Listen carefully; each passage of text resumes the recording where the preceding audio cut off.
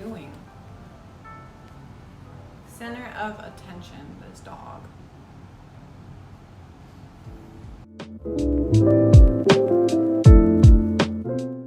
Hey guys, it's Jess. So I did go plant shopping this last week, and throughout the week I accumulated more plants than I probably needed to, but of course, as a plant collector, that is just a habit you tend to fall into. So anyway, I'm just here today to share these plants that I got this week with you guys and to show you my extremely rare plant that I was able to get that I am like super excited about. So yeah, let's go ahead and get into it. So the first nursery I went to is called Baker's Acres. They're about 30 minutes, actually more like 40.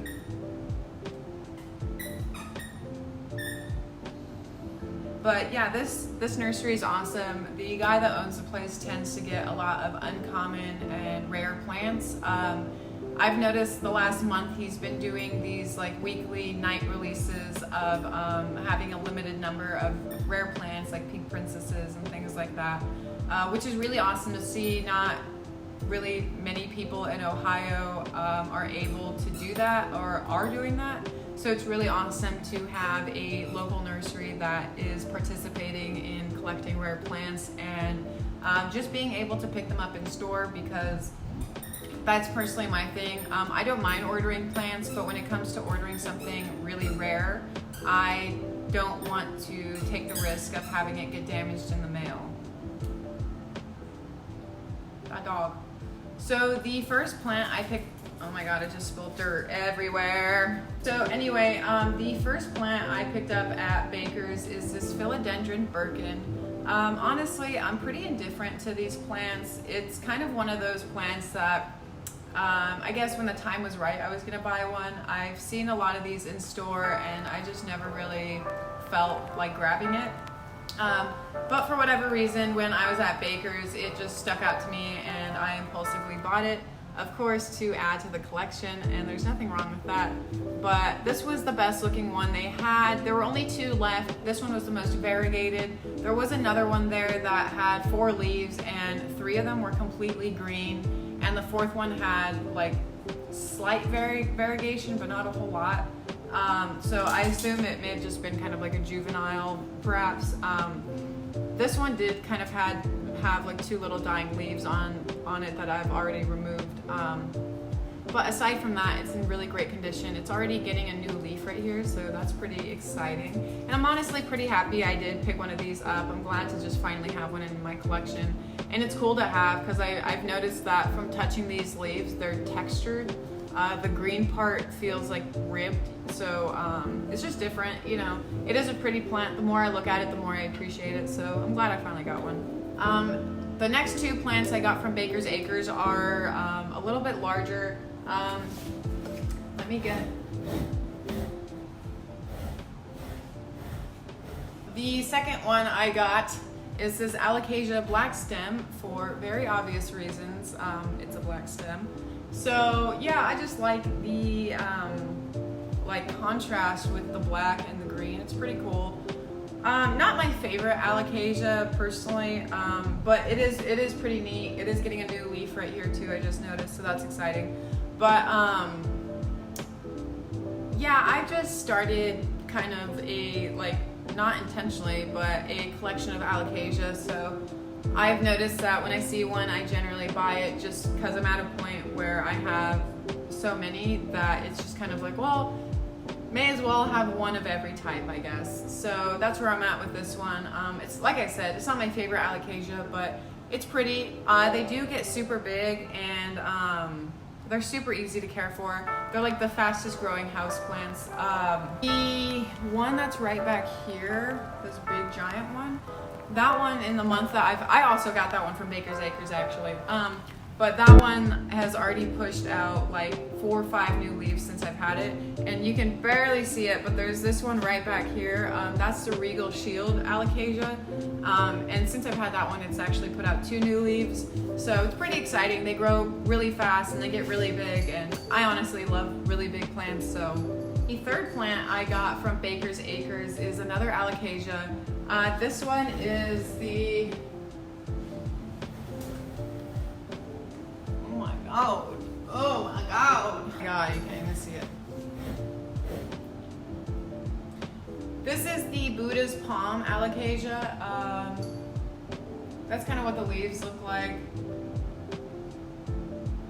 I guess it's as big as my head. So the main difference with this Buddha's Palm Alocasia is the leaf shape. Generally, the Alocasia, like the elephant ears, they have very long, kind of arrow-shaped leaves, and these ones are more of like a cup palm leaf, hence the name Buddha's Palm. This, I just noticed, is actually, I don't know if you guys can see it. Yeah, a little bit. It's getting a new leaf right here, so that's super exciting. Yeah, that's super awesome. But yeah, I honestly love this Alocasia. It's probably up there with being one of my favorite, just because it has that unique shape to its leaves, and it's honestly, in my opinion, kind of an uncommon plant. I don't really see these a whole lot in nurseries. This was the first time I've seen one in person. Generally, I see them online, but not, honestly, I feel like they're kind of slept on. Not a whole lot of people have them, I feel like, at least that I've seen. I could be completely wrong, I probably am. But yeah, I just love the shape of these leaves, and I think they're really awesome, and I'm glad I was able to get one. So yeah. Next round of plants I got is from Wilson's. They're about 30 minutes past Baker's Acres. I've only been to Wilson's like 2 times, just because they're like super out of the way, and they're honestly pretty far for me. But yeah, I just tend not to go to Wilson's because they're out of the way, and honestly their selection isn't like super great. They do have awesome plants. They're more, I would go out there more often if I was buying really big cacti, just because they do have a good selection for big cactus. But aside from that, honestly, there isn't anything like too super different about them compared to a place like Baker's Acres. So I've only been out there 2 times, but this last time I was there, I did buy some plants. So the first one I got from there, of course, is this little cactus. It's really pretty. You can see it has this like gray swirling on it. I haven't really seen that before. I loved it. I had to buy it. The issue I have with Wilson's is that they don't label really, especially their succulents, like they don't label any of them. So all the labels on them just say succulent, and then they have the basic succulent care, which is fine, but it's annoying as a collector, I guess, who's like kind of anal about labeling all of their plants with their names, that I kind of have to go out of my way to figure out what type of plant that is, but that's okay, I guess. The other plant I got from there is this aloe. Again, I'm not sure exactly what type of aloe this is yet. I haven't had time this week to identify these plants, but it's very obviously an aloe. I've seen these before at other stores. I haven't seen this type this big though, so I definitely had to buy it. I just love the color of it. It's like a minty green, and it has a really cool pattern on it, like looks snowy almost. But yeah, I figured I have about 5 different aloes now, so I'm kind of like starting an aloe collection as well. So I think I'm at a point where if I see an aloe, I'm gonna buy it, if it's something unique, you know, like that. So they do have quite the selection of aloe there, so it's pretty exciting to see that. I do just wish that they would spend a little bit more time in labeling their plants. The plant I got from Wilson's is, of course, this little basic fiddle leaf. This is like such a common house plant, but they're so awesome to have. I have one other one that's really thriving in the other room, and I just really wanted another one, so I bought a small one. These are honestly, in my opinion, pretty easy to take care of. I was really intimidated to buy one the first time around, just because I had seen so many people say that they're like, they die really quickly, and they're hard to take care of. But in my opinion, I think as long as you have pretty good humidity for these guys and they get a lot of light, you'll be okay. Mine's been thriving, and I'm sure this one will do okay too. So me and ferns kind of don't get along in my experience so far. I bought this exact same type of fern about like 3 weeks ago from this little boutique, and I killed it in literally a day and a half. I brought it home, it was in its nursery pot, and I left it on my dining table for a day. It was soaked when I bought it, so I was like, oh, like it's watered. I'm not gonna have to water it for a couple days. It should do all right to just hang out. And I came out the next morning and it was so dead. It was unbelievable. It was, the leaves were all curled and crunchy and it was just fried. It was done with. And I was like, what the hell happened? And it just dried out super fast. Like the soil was bone dry within maybe a day and a half, 2 days, you know? And I was just blown away. I murdered the hell out of it. So I was really disappointed. It didn't want to come back. It didn't, I watered it and tried to bring it back and it just wouldn't. So I had to throw it away, unfortunately. But I thought I would give it a go again because I do really like this fern. There's just something about it that looks like really prehistoric and I just really like that.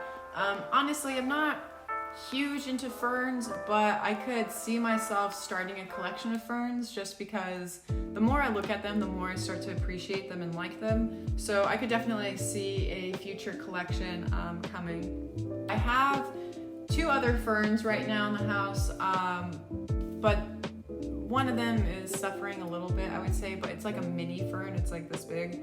And then the other one is a heart-shaped fern, and honestly, I did let that one dry out a little bit too much before, but when I watered it, it bounced right back and it was fine, so thank God.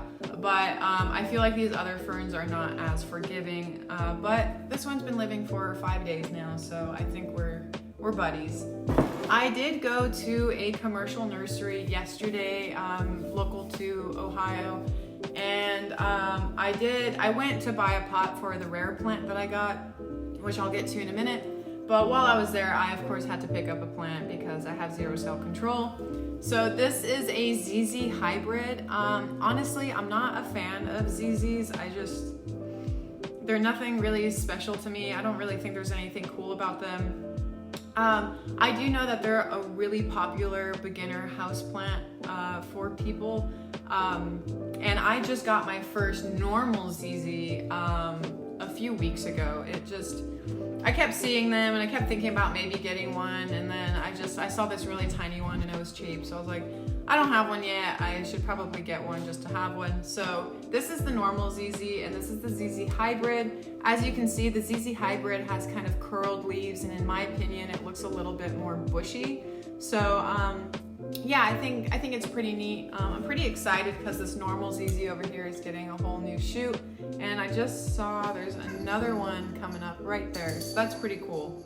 But yeah, the hybrid is pretty neat. I just figured why not add it to the collection. I would like to get a Raven ZZ and some sort of variegated ZZ.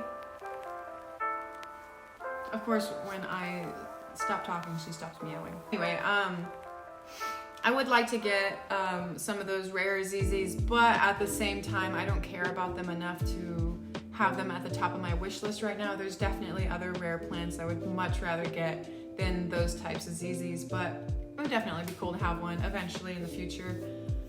So moving on to the rare plant I am super freaking excited about.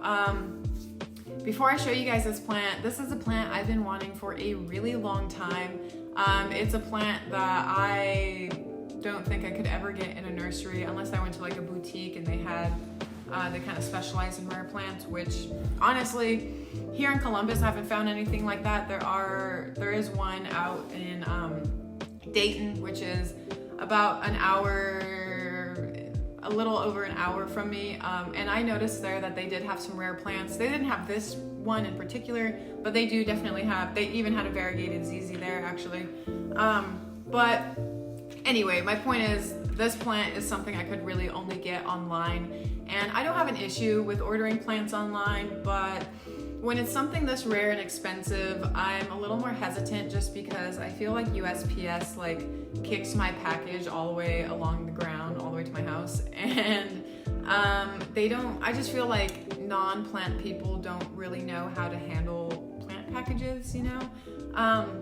The plants, thankfully, because the people I order from, they package them so well, the plants generally come in good condition, but I just feel like the packages get really roughed up and thrown around, and like I do have it where leaves are broken off or just kind of ripped from travel, and it's just disappointing. So just with something as rare as this plant, I wouldn't want to take that risk in ordering it, because I would be so afraid to get it and one of the leaves be damaged, just because it's a plant I feel like I want to keep it in like pristine condition. So I saw Baker's Acres post this yeah, oh my god, what is today? Like 2 days ago, saying that they were gonna do this as their 9 o'clock release, and I had to have one. I was so excited that I could go and pick it up in the store the next day. I didn't have to wait for it to come in the mail. I didn't have to worry about it getting damaged in the mail. So I was just pumped. I definitely bought it immediately as soon as he put it up,